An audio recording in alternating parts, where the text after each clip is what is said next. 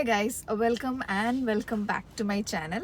So ഇന്ന് നമ്മൾ ചെയ്യാൻ പോകുന്നതെന്ന് വെച്ച് കഴിഞ്ഞാൽ നമ്മളുടെ നെയിൽ എക്സ്റ്റൻഷൻ, നമ്മളുടെ കഴിഞ്ഞ വീഡിയോയിൽ ഞാൻ കാണിച്ചിട്ടുണ്ടായിരുന്നു നമ്മൾ നെയിൽ എക്സ്റ്റൻഷൻ ചെയ്തത്. അതും നമ്മളുടെ ചേർത്തലയിലുള്ള നെയിലിഡ് ബൈ ഗായത്രി അരുൺ എന്ന് പറഞ്ഞിട്ടുള്ള നെയിൽ ആൻഡ് ഹെയർ സ്റ്റുഡിയോയിലാണ് നമ്മളത് ചെയ്തിട്ടുണ്ടായിരുന്നത്. ആൻഡ് ഞാൻ എൻ്റെ വീഡിയോ ഒക്കെ ഡീറ്റെയിൽ ആയിട്ട് കാണിച്ചിട്ടുണ്ടായിരുന്നു. അത് കാണാത്തവരാണെങ്കിൽ ഡു വാച്ച് ഇറ്റ്.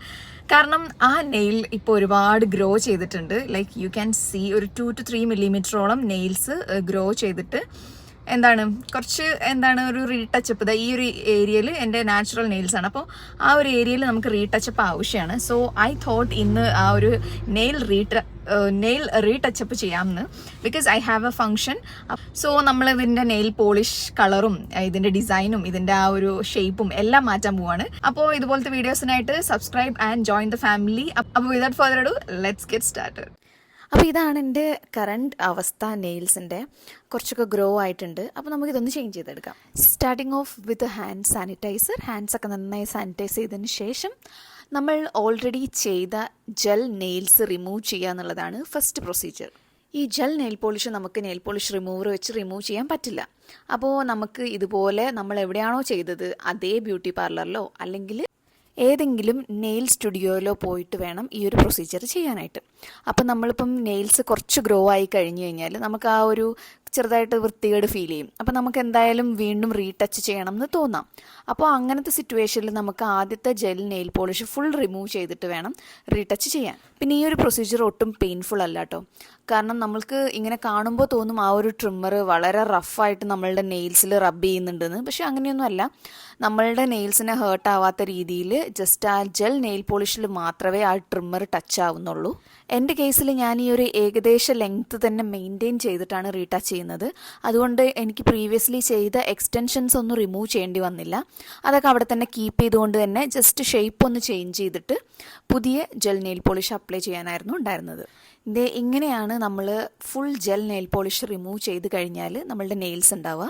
അപ്പോൾ നമ്മളുടെ പ്രീവിയസ് വീഡിയോയിൽ, അതായത് എൻ്റെ ഫസ്റ്റ് നെയിൽ എക്സ്റ്റൻഷൻ വീഡിയോയിൽ ഞാൻ പോസ്റ്റ് ചെയ്തിട്ടുണ്ടായിരുന്നല്ലോ ഇതിൻ്റെ ഈച്ച് ആൻഡ് എവറി സ്റ്റെപ്പ്. അപ്പോൾ അതൊക്കെ തന്നെയാണ് നമ്മളുടെ റീടച്ച് ചെയ്യുമ്പോഴും ചെയ്യുന്ന പ്രൊസീജിയേഴ്സ്. ഇത്തവണ ഞാനൊരു ആൽമണ്ട് ഷേപ്പ് പിടിക്കാമെന്ന് വിചാരിച്ചു. അപ്പോൾ നമ്മളുടെ ആൽമണ്ട്സിൻ്റെ ഷേപ്പാണ് നമ്മൾ ഇത്തവണ ചെയ്തത്. കഴിഞ്ഞ തവണ ഞാൻ ചെയ്തിട്ടുണ്ടായിരുന്നത് സ്ക്വയർ ഷേപ്പായിരുന്നു. ആൻഡ് ആ ഒരു സ്ക്വയർ ഷേപ്പ് എൻ്റെ നെയിൽസിനും എൻ്റെ ഓവറോൾ എൻ്റെ ഫിംഗേഴ്സിനും നല്ല ബ്യൂട്ടിഫുൾ ആയിട്ട് എനിക്ക് ഫീൽ ചെയ്തു. അപ്പോൾ ഇത്തവണ ആൽമണ്ട് ഷേപ്പ് എങ്ങനെയുണ്ടെന്നുള്ളത് നിങ്ങൾ ഓവറോൾ വീഡിയോ കണ്ടിട്ട് കമൻറ്റ് ചെയ്ത് പറയണം. പ്രീവിയസ് ആയിട്ടുള്ള സ്ക്വയർ ആണോ ഈ ഒരു ആൽമണ്ട് ഷേപ്പാണോ എൻ്റെ നെയിൽസിന് കുറച്ചും കൂടെ എൻ്റെ ഫിംഗേഴ്സിനെ കുറച്ചും കൂടെ ബ്യൂട്ടിഫുൾ ആയിട്ട് ഫീൽ ചെയ്യുന്നതെന്നുള്ളത് കമൻറ്റ് ചെയ്ത് പറയണേ. ആക്ച്വലി ഞാൻ ന്യൂഡ് അല്ലെങ്കിൽ പിങ്കിഷ് ന്യൂഡ് കളേഴ്സാണ് ചൂസ് ചെയ്യാറ്.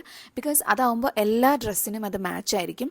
നല്ല ക്ലാസി ലുക്കായിരിക്കും. ഞാൻ എപ്പോഴും പ്രിഫർ ചെയ്യുന്നത് കുറച്ച് ക്ലാസി ആയിട്ടുള്ള നല്ല സ്റ്റാൻഡേർഡ് ഉള്ള കളേഴ്സാണ്. ഭയങ്കര ഷൈനിങ് ഉള്ള അല്ലെങ്കിൽ ഭയങ്കരമായിട്ട് ബ്രൈറ്റ് ആയിട്ടുള്ള ഫ്ലൂറസൻ കളേഴ്സൊന്നും ഞാൻ യൂഷ്വലി പ്രിഫർ ചെയ്യാറില്ല ബിക്കോസ് ഓഫ് മൈ പ്രൊഫഷൻ.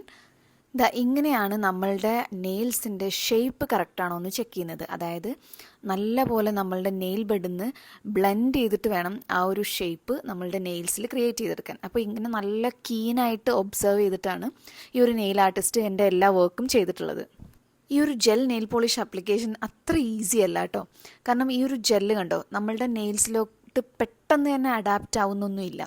ഇതാ ബ്രഷ് വെച്ച് നല്ലപോലെ പല ടൈപ്പ് ഓഫ് മൂവ്മെൻറ്റ്സും ചെയ്തിട്ടാണ് അവർ നമ്മളുടെ നെയിൽസിലോട്ട് അത് അഡാപ്റ്റ് ചെയ്യുന്നത്. അതേപോലെ തന്നെ ഈ ഒരു UV ലാമ്പിൽ ക്യൂർ ചെയ്താൽ മാത്രമേ ജെൽ നെയിൽ പോളിഷ് സെറ്റ് ആവുള്ളൂ. പിന്നെ ഒരുപാട് കളർ ഓപ്ഷൻസ് ഇവിടെ ഉണ്ടായിരുന്നു. അപ്പം എനിക്ക് ആക്ച്വലി കളർ സെലക്ട് ചെയ്യാൻ വലിയ ബുദ്ധിമുട്ടൊന്നും ഉണ്ടായിരുന്നില്ല. ബിക്കോസ് ഞാൻ പ്രീ പ്ലാൻഡ് ആയിട്ടായിരുന്നു വന്നിട്ടുണ്ടായിരുന്നത്, പിങ്ക് അല്ലെങ്കിൽ പിങ്കിഷ് ന്യൂഡ്. അപ്പോൾ പെട്ടെന്ന് തന്നെ കളർ സെലക്ട് ചെയ്തു. പിന്നെ ഞാൻ വിചാരിച്ചു ടിപ്പിൽ കുറച്ച് ഗ്ലിറ്റേഴ്സ് ആഡ് ചെയ്യാമെന്ന്. അപ്പം എൻ്റെ റെഫറൻസ് ഇമേജ് ഞാനിവിടെ കൊടുക്കാം. അപ്പോൾ അത് പിൻട്രസ്റ്റിൽ നോക്കി അതേപോലെ വേണമെന്നാണ് ഞാൻ നെയിൽ ആർട്ടിസ്റ്റിൻ്റെ അടുത്ത് റിക്വസ്റ്റ് ചെയ്തത്. അപ്പം അവരെന്ത് ചെയ്തു, എൻ്റെ ഫേവറേറ്റ് ആയിട്ടുള്ള ഞാൻ ചൂസ് ചെയ്ത കളർ ആദ്യം അപ്ലൈ ചെയ്തു. അതിന് ശേഷം അതിൻ്റെ മുകളിൽ ഗ്ലിറ്റേഴ്സ് ആഡ് ചെയ്തിട്ട് ബ്ലെൻഡ് ചെയ്യുകയാണ് ചെയ്തത്. പിന്നെ ഇതിൻ്റെ കോസ്റ്റ് എങ്ങനെയാണ് വരുന്നത് എന്നുള്ളത് ഞാൻ എൻ്റെ പ്രീവിയസ് വീഡിയോയിൽ പറഞ്ഞിട്ടുണ്ട്.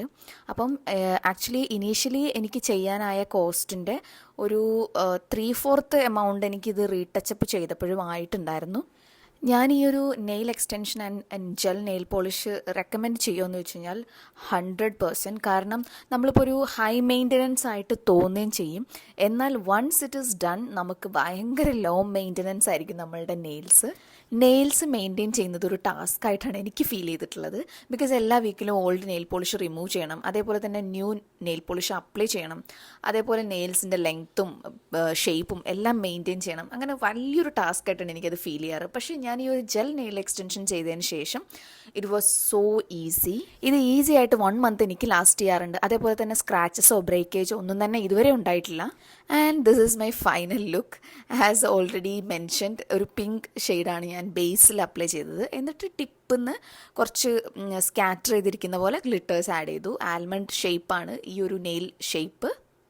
സത്യം പറയാലോ, ഇത് ചെയ്ത് കഴിഞ്ഞപ്പോൾ എനിക്ക് ഫീൽ ചെയ്തത് സ്ക്വയർ ഷേപ്പായിരിക്കും എൻ്റെ ഫിംഗേഴ്സിന് കൂടുതൽ ഭംഗിയെന്നാണ്. ബിക്കോസ് പ്രീവിയസ്ലി ഞാൻ ചെയ്തപ്പോൾ എൻ്റെ ഫിംഗേഴ്സിന് അത് നല്ലപോലെ കോംപ്ലിമെൻറ്റ് ചെയ്തിട്ടുണ്ടായിരുന്നു. I am back. So overall എൻ്റെ ഒരു നെയിൽ എക്സ്റ്റൻഷൻ അല്ലെങ്കിൽ നെയിൽ റീടച്ച് എനിക്ക് നല്ലൊരു എക്സ്പീരിയൻസ് ആയിരുന്നു. ബിക്കോസ് എന്താ പറയുക, ഒട്ടും പെയിൻഫുൾ ആയിരുന്നില്ല first of all. Overall nail art നിങ്ങൾ എവിടുന്ന് ചെയ്യുകയാണെന്നുണ്ടെങ്കിലും ശ്രദ്ധിക്കേണ്ട ചില കാര്യങ്ങൾ എന്താണെന്ന് വെച്ചാൽ, ഒരുപാട് ചക്ക പോലെ വളരെ ചങ്കിയായിട്ട് തടിച്ചിട്ടുള്ള നെയിൽസ് ആയിരിക്കരുത് നിങ്ങൾക്ക് ചെയ്തു തരുന്നത്. അതായത് ഫോർ എക്സാമ്പിൾ, നമ്മളുടെ ഈ ഒരു നെയിൽ ബെഡിൽ, ഈ നെയിൽ ബെഡിൽ നിന്ന് നമ്മൾ നെയിലിലേക്കുള്ള ട്രാൻസിഷൻ വളരെ സ്മൂത്ത് ആയിരിക്കണം. അല്ലാതെ ഇവിടെ ഇങ്ങനെ ഒരുമാതിരി ഇങ്ങനെ തടിച്ചിങ്ങനെ വരത്തില്ലേ, ആ ഒരു ബൾജ് ഉണ്ടാകാൻ പാടില്ല. എപ്പോഴും നമ്മളുടെ സ്മൂത്ത് ആയിട്ടുള്ളൊരു ട്രാൻസിഷൻ ആയിരിക്കണം ഈ ഒരു എൻഡിൽ നിന്ന് നമ്മളുടെ നെയിൽസിലോട്ട് വരുന്നുണ്ടാവുന്നത്. So that's it. വീഡിയോ ഇഷ്ടമെങ്കിൽ ലൈക്ക് ചെയ്യുക. ഇതുപോലത്തെ വീഡിയോസിനായിട്ട് subscribe and join the family. അപ്പോൾ thank you for watching. By.